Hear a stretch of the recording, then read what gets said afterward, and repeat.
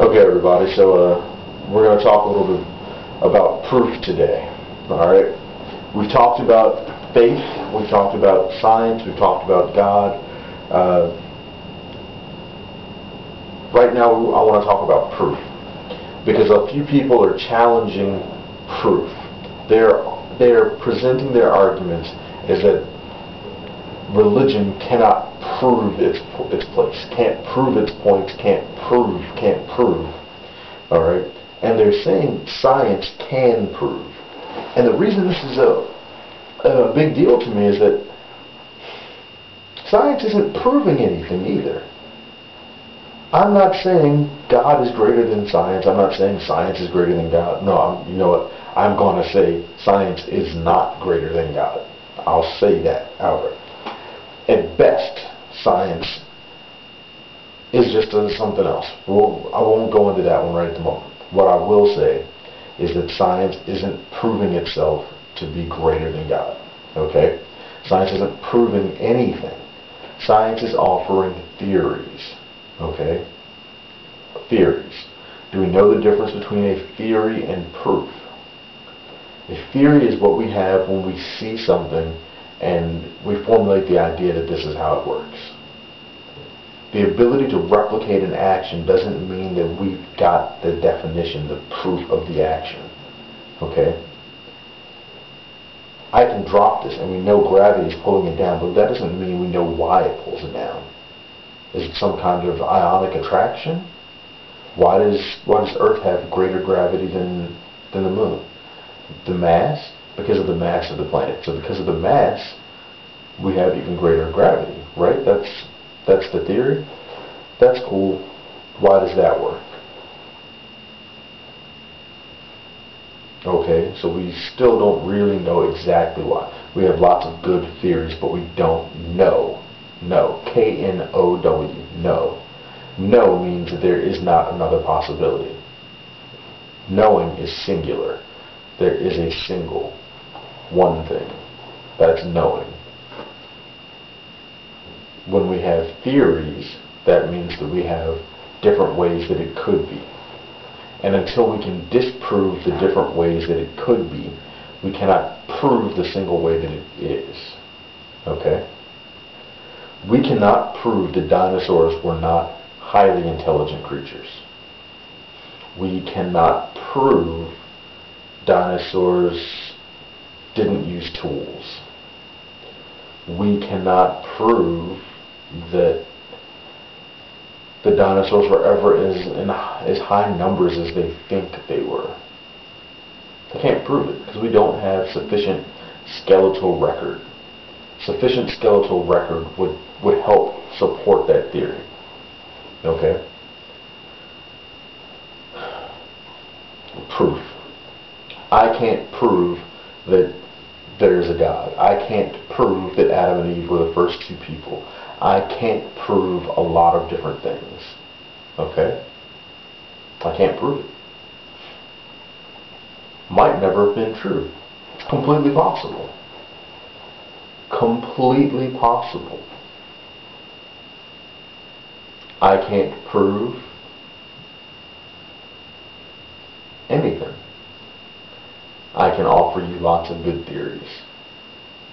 Science will do the same for you. Science cannot prove it. You cannot prove carbon dating. You cannot prove life cycles of creatures that aren't still around. You cannot prove any of this stuff because we don't have the real reference. It's all guesswork. It might be the most highly educated guesswork you can buy, but it's still guesswork. Guesswork is what we use to fill in the gaps on what we don't actually know. Scientists like to present a theory on how something works. And then they like to present to you the opportunity for why it works like this. And then when it shows it, it's frequently written off as if that's what it is. That's the legitimate bottom line for it. The trick to this, though, is, and you got to pay attention to this, if you try to prove something, and then you control the data that you're using, it's really easy to prove anything. right? That's the trick. You're not proving anything. You're just making it look like you're proving it. Science can't prove that carbon dating works. Cannot prove it. It cannot be proven because there is no reference from the past. There isn't. There is no chronological time marker. And because there is no chronological time marker, there's also no witnesses. There's nothing. Did scientists 20,000 years ago write down a letter for them and say, this is how it was here? This is what the radiation in the air was? No. One brilliant viewer has suggested that God doesn't exist because if God existed, God would be measurable. Okay. How many things do you think there are that are real right now that we haven't discovered because we don't know how to measure them yet either? You're tell me they just didn't exist before? What about atoms? We know atoms exist, right? What we call them. They're real. Were they real 20 million years ago? Huh. Could men measure them 20 million years ago? Were there men 20 million years ago? Interesting. So they were real even though nobody was there to measure them. Even though nobody knew how to measure them, how to find them. Cool. That's kind of awesome. We have lots of things science doesn't know how to measure.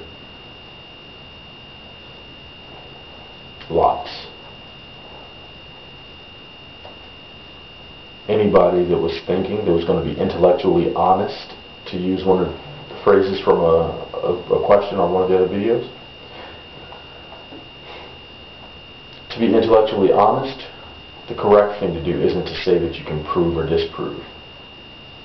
Intellectual honesty, you would say that you don't know how to prove. Because you don't. I can't prove to you God is real. I don't know how to.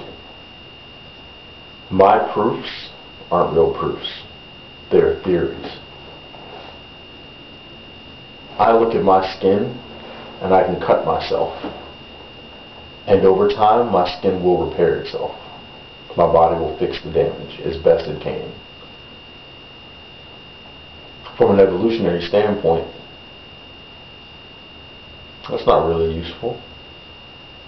I mean, it's useful to me, but why? Why not just let me die?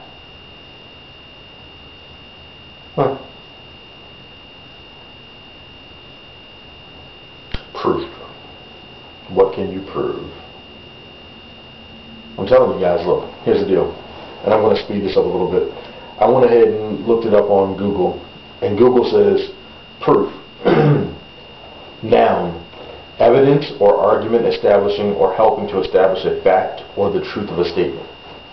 Proof. Evidence, test, trial, demonstration, testimony. Those are all synonyms. Proof. Prove. Proof.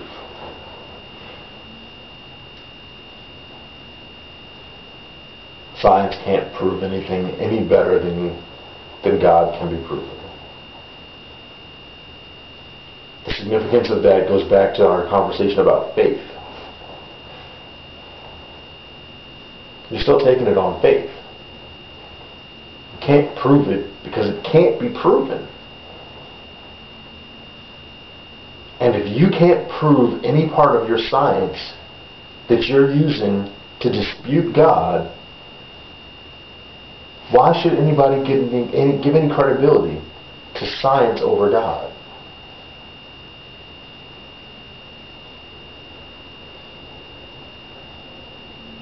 Why would any intellectually honest person say to himself, wait, science is clearly better. Science can't prove anything either. Science just has lots of good theories on how. Interestingly enough, each and every one of science's efforts to show that it just simply happened has required a human touch to do it. An intelligent design. If science continues to use intelligent design to disprove intelligent design, what are they really working towards proving? Think about it. Do your own research. Look it up.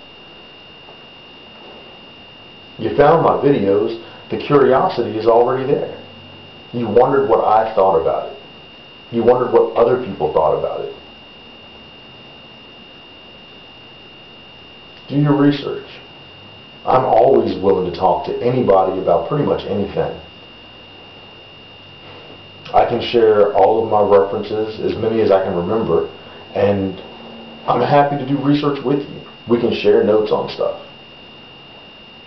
But the rules for me researching with you are that we don't pre-conclude that anything is a simple fact.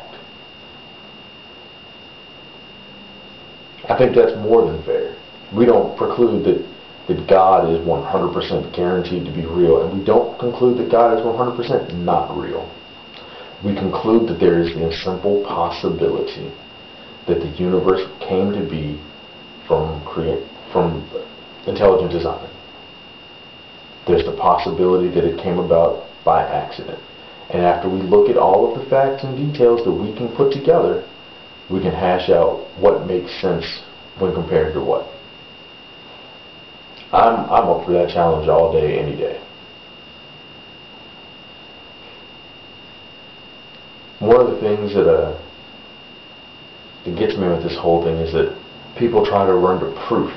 The second they get cornered, they don't know what to do. They tell you, well, prove it. Okay.